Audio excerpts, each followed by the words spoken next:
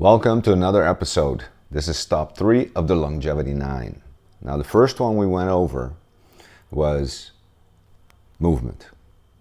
And this is where we talked about strength. We talked about muscle hypertrophy, how big are your muscles, and VO2 max. These are the 3 most critical things in having and living longer, in longevity. Listen to me. There is nothing else that comes close. There is no drug. There's no pharmaceutical. There's nothing that comes close. Nutrition doesn't come close. What this can do for you. All right, so that's number 1. Number 2 of the Longevity 9 was purpose. And here we discussed the Ikigai with my guest, Dr. Glenn, today, and looked at how we can actually start doing our Ikigai and figuring out what our purpose is. It's very important, super important to do that and to continue to do that because your Ikigai does change. Today we're on our third stop. Very exciting for me. I have a guest on today's podcast, and today we're going to be talking about the third stop, which is the downshift. And that means, how do we get silent? How do we get sleep, quality and quantity, and the light in our eyes in the morning to set our circadian rhythm? How does this all work? Now, with me today, I have a super special person. He's an Aruban producer, singer, songwriter. He's 32 years old. He goes by the name of Jeon. You've probably heard of his song Machika, which has done 200 million views, together with J Baldwin and Anita.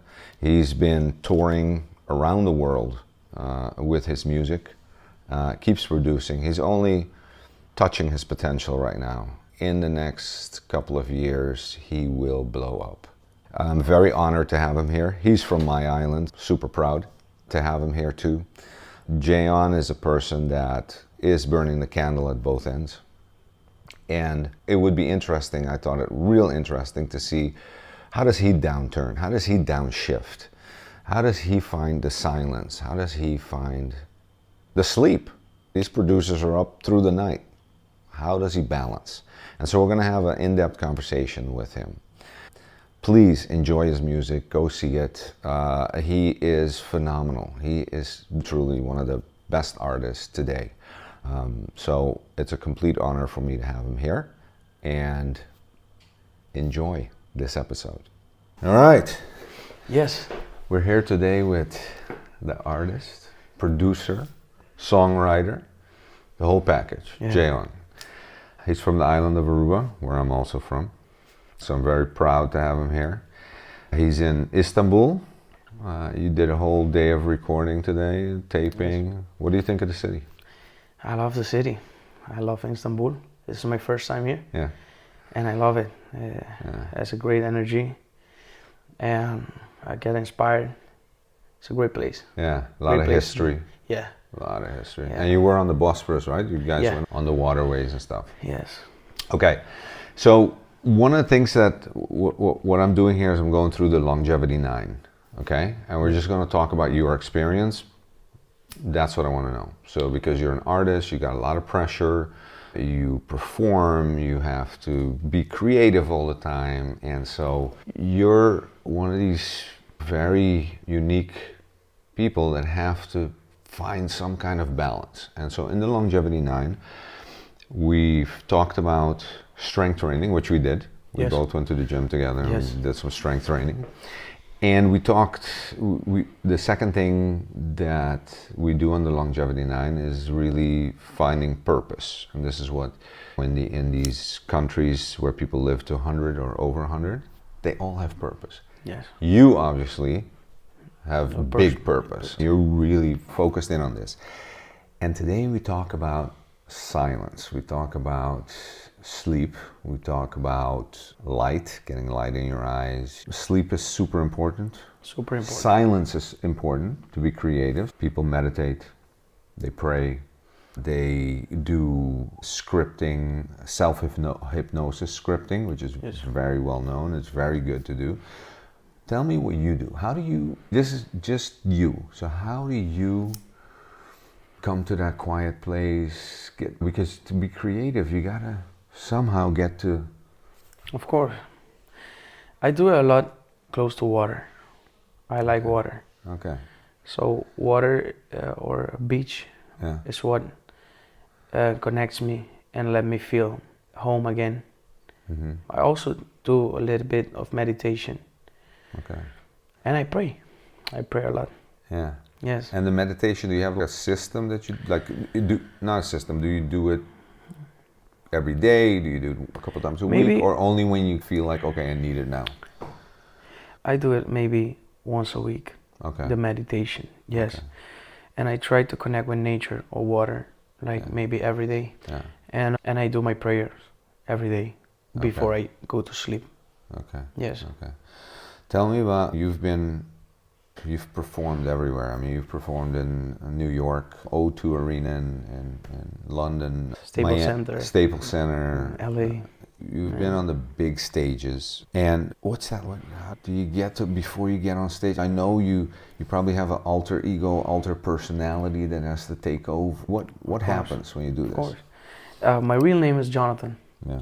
So I have my artist name, that is Jeon. Mm-hmm. And Jeon is the alter ego. Okay. But at first, before I went to those big stages, it was all a simple dream. I'm from a small island, right. And I had big dreams, and I always wanted to get there. That was my biggest dream. I always tell my teachers, my mother, my father, that one day I'm gonna be on top of the world, like with my music. Yes. And before all these big stage, of course, I'm always nervous. Yeah. You know. Really? Still. I'm still nervous before stage. But when I get in my alter ego, that's why I was talking about Jonathan and Jeon, because it's very important for me to do the switch when I get on stage or when I get into work. So when I get into work, I switch. Also when you're writing? And in my writing too. Okay. When I go to write a song, yeah. I need to channel that Jeon alter ego. Yeah. I need to get in the mood. It's not easy because you are a person, and you need to have two personality. Right. When I was younger, I didn't have the switch. I wake up Jeon, I go to sleep Jeon for a month or 2 months, 3 months. In 6 months, I lose myself. I don't remember Jonathan. So it's that heavy. It's heavy. That serious. It's serious. Okay. You can get in depression. Yeah. In 2019, I was in depression. My first big shows, took me to that because it was like an explosion for me, coming from a small island, doing big stages, working with the biggest artists in the world, and that for me was like a explosion. So in that explosion, I went 6 months in the Jeon alter ego. After 6 months, I felt like in a depression. Mm-hmm. And after the depression, I learned that, okay, I know the problem. Oh, okay. The problem is that I don't log out.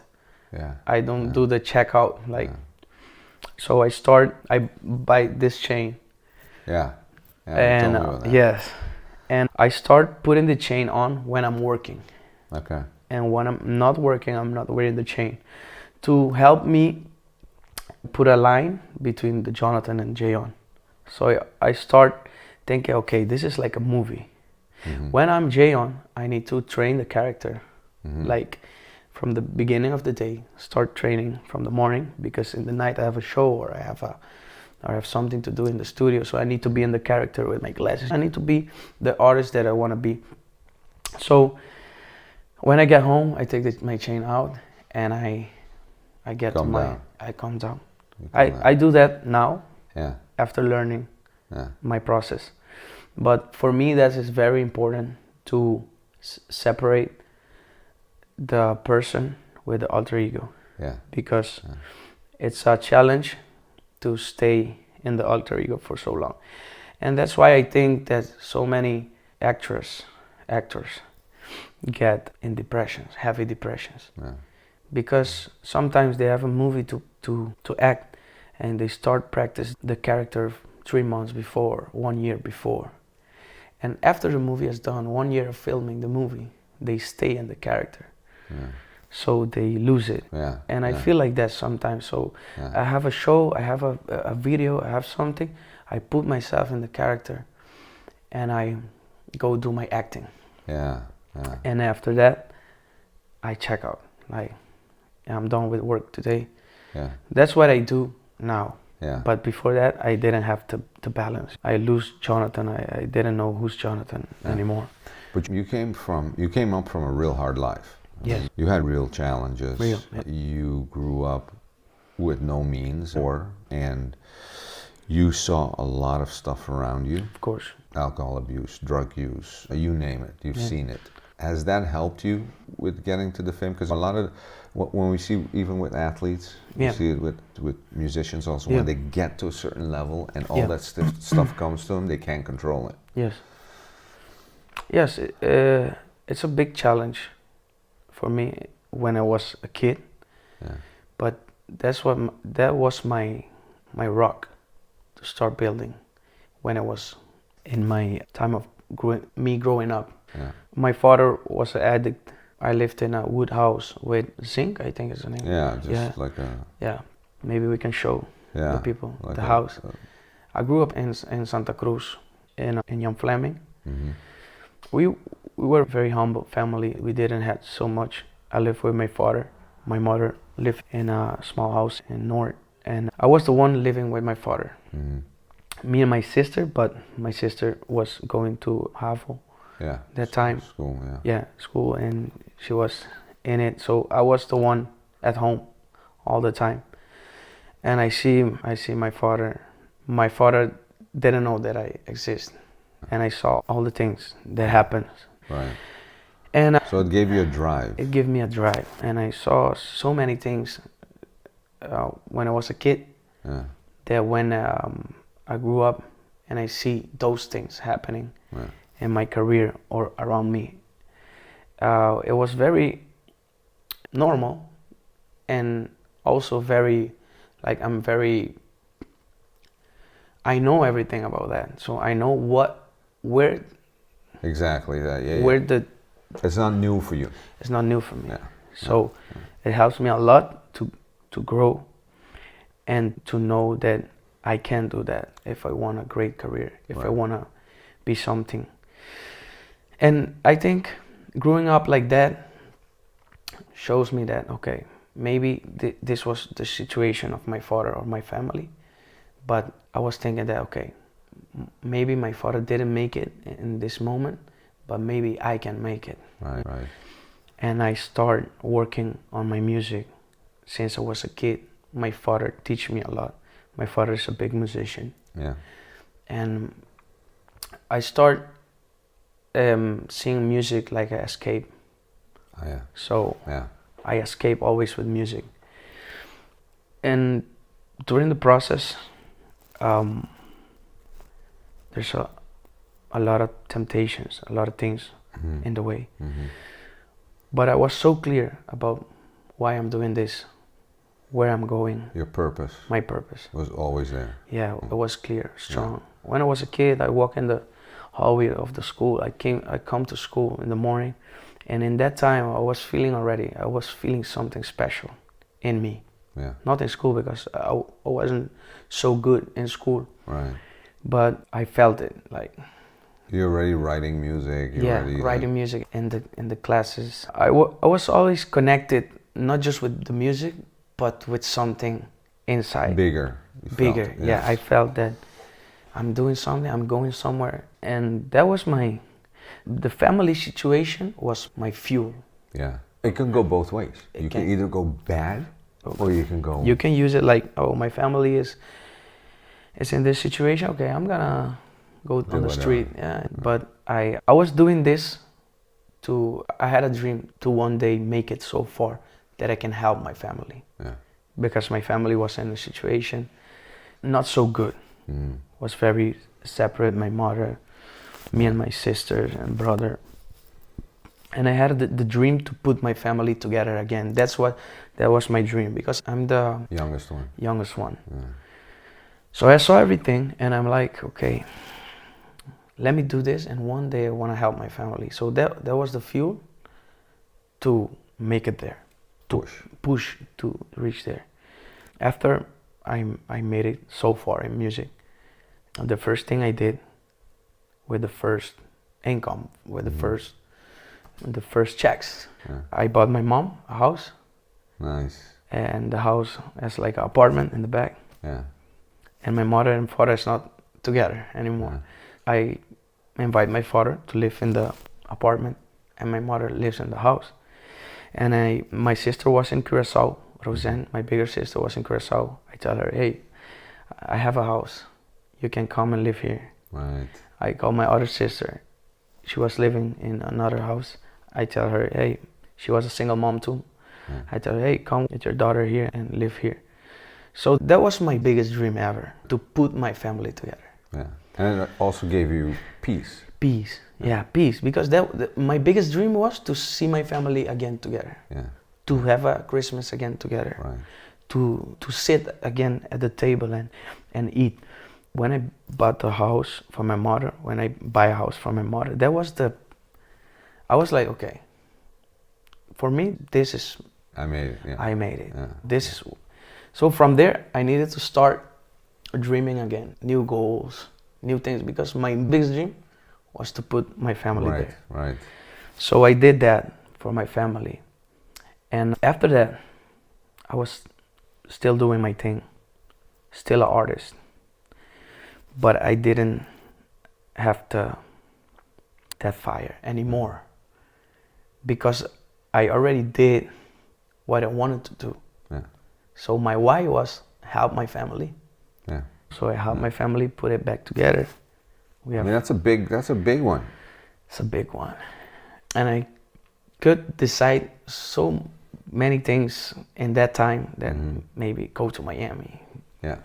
Buy maybe a nice car. Right. But the first thing was put my family together. Yeah. And I did that. Yeah. So the whole process to get there, I can say that my family was the thing that the rock, yes. the foundation. Yeah. How do you say foundation? Foundation, yeah. Foundation. Yeah. My family situation was the foundation for me to get there. Yeah. What's amazing to me when I listen to your music, it is super positive. It is family oriented. Of course. Okay, there's also girls, but it's also island oriented. Your first one that I knew of that blew me away was Dushibida. That was like, oh my God, man, this is like a new anthem for the island. And it's funny because in your songs you also include Curacao, you include Bonaire, these are the islands, the ABC islands. Of course. And they speak Papiamento. And the other thing is the love for your island, the love for family, it's a big one. And also the love for your language, Papiamento, because you stayed with Papiamento in your songs for the most part. Even the song that went ballistic, which is with J Baldwin, Machica, which was originally a Papiamento song, they took it and made it more Latin, but that's the one that blew up, 200 million views on YouTube, thing blew up. And you did a lot of concerts with that, but it's still the Papiamento language. It's the Papiamento. For me, the Papiamento is very important because I think everybody have that form of expressing, and I think the best way for me to you feel the freest. Is the Papiamento, is my language, because it's the language that I grew up with, and for me it's very important to make it in the world, worldwide, globally. In my language. That's very important for me. And it happened. I know. From these small islands. And it's a language that's only spoken there. Of course. And for me, it always will be very important. And because of my culture, because of the people, I care a lot about my people on the island. It comes through in the music. Of course. And we are only 120, 130,000 people. And I always care for Curacao and Bonaire because when I was growing up in music, before going global, they was my supporters. Accepted you. They accepted me. They opened doors for me. They gave me opportunity to flew to Curacao, to Bonaire, to do shows. They gave me opportunity. I always feel so grateful with Curacao and Bonaire too. And for the start. For the start. Yeah. That's in my heart, and I think I have a purpose in life. And for sure. And it's obvious. Yeah. Yes. And I think everybody has a purpose, but I feel that I need to take care of my tribe, my people. Yeah. That's another thing we want to talk about, the tribe. Yeah. And yes, you have a larger tribe. Of course. But one of the things that we see with longevity is that in these areas, the 5 areas in the world where people live around, they all have like tribes. There can be 5 people that kind of stick together, push each other up, are there for each other. And I wanted to talk to you about this because in your case, when you become famous, when you have money, when you get in these circles, it is very difficult. 1, to keep a tribe.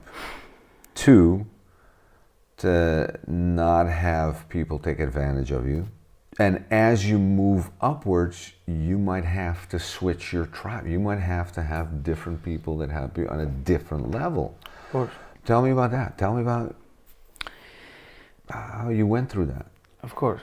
Like you say, there's 2 ways of thinking about the tribe. The tribe of your people, el pueblo, and the tribe around you. The tight group. And I believe that when you're going through the process of growing in your career or anything you do, it's okay to switch tribes, like to do better. Connect with your real tribe that matches you in that process. Sometimes it hurt because I have brothers that I love so much. Yeah. I still love them a lot. But there was a time in my career that I had to say like a goodbye, like a light goodbye. Yeah. To move forward to a new tribe. Well, you're functioning at a higher level. You're functioning globally. You're functioning, so you need that other support. You need that higher level support. Of course. As a tribe, and you can have different tribes. Yeah. But you can't stay. Sometimes it sounds like crazy, but it's like that. Yeah. It's very cold. I don't think it's cold. I think it's what has to happen for you to move up. You have to do what you have to do to move forward. Except when you do that and you invite new people in, a lot of times you can get problems with that too. Yeah, of course. With trust, with taking advantage of you, so that's a big one. That's a big one. Yeah. I saw an interview about day 1s and day 2s. And I also agree on day 2s. Yeah. Because day 1s are the ones that you grew up. Yeah. And maybe at school. Yeah. You met some people because you go into that school. Yeah. And day 1s are the ones that was there because they were there. Yeah. But the day 2s is a choice. Right. You make choices. Like I connect with this one. Yes. I think me and him can do bigger things because we have different conversation. Bigger conversation. I believe in day 2s because everybody knows already where they are. Everyone, the day 2s know already about what they're doing, where they're going, the purpose. So we can just sit and talk about what we're gonna do and where we're going. A bigger conversation. And understanding. Yeah. And always with the day 1s, hey, I'm gonna be a big artist, I'm gonna be an international artist. Come on, man. You know? So that's the day 1s. Always. They are your brothers, they love you. Yeah. You'll be there for them and they'll be there for you in a different way. So I believe a lot now, at my 32, I believe a lot in day 2. So I believe in people that I want to meet right now. The people I want to meet right now. Like the people I met, the people I want to meet right now. And that's gonna form the whole puzzle. Yeah. And that support you at a higher level. Yeah, at a higher level, with a great understanding, with a business vision, everything. You can just sit with someone and without beating around the bush and tell someone, Exactly. hey, look, can we do this? How are we gonna do it? Very easy. I'm at this stage of my life that I believe that I don't need to see where I'm going. I know where I'm going. Right. And I know what I need to go there. So now it's about, I need to point where I need to go. I need this, so I need this. I need this, I need this person. I need to Right. connect with this. It's You're a different. putting the puzzle together. Yeah, I'm putting the puzzle together. Yeah. So Yeah. I did a lot of mistakes. Yeah. And now I feel like, okay, I'm in that position of choosing wisely. Yeah. And in that process of choosing my new tribe. I'm in that process. My new tribe. Yeah, because you traveled alone. Of course. I travel alone. I travel alone. I move everywhere alone. I go to shows alone. I stay in my hotel alone. 10 years ago, Which is unusual. Yes. I mean, most artists your caliber, they got a crew. they yes. travel with. And I have a crew, but I have a working crew. Right. Now, I have like a team. Yeah. Like they are family, but we are family at work. Yeah. But then you do your own thing too. And then I do my own thing. Yeah. And it helps me a lot to start moving alone, start traveling alone. Yeah. Helps me a lot, gives me more energy. I don't use my energy on people. Yeah, Right. I use it to myself to reach my goals. Yeah. And I believe that when you're alone, you have your blessings. When you move alone, you have your blessings. If there's someone beside you that don't deserve that blessing, you're not gonna get it. Wow. So Okay. I believe that. You Yeah. know? And not only that, but I think just I've seen you work here. When you're alone, you're a little bit more open to new people, new influences, new things that come in. You don't have to be like concerned about nothing. what the people around you think, your group thinks, and you can just do an experiment. Of course, because sometimes if you go anywhere with a day one, with a brother, you go somewhere, and you want to meet new people, you want to get to know new people. Sometimes those people feel some type of way. Yeah, yeah. They feel like, hey, you're bringing new people in the team. Or what are you doing? Right. What's this? Don't trust that guy. Don't do this. Don't do that. Yeah. And I think we don't need that voice anymore. I don't need it anymore. That's good.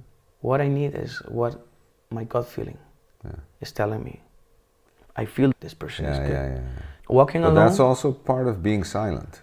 Of course. Like being alone, solitude, silence, and then being and connecting with your own feelings again. Of course. Yeah. It's like school. You go into school the first day of school.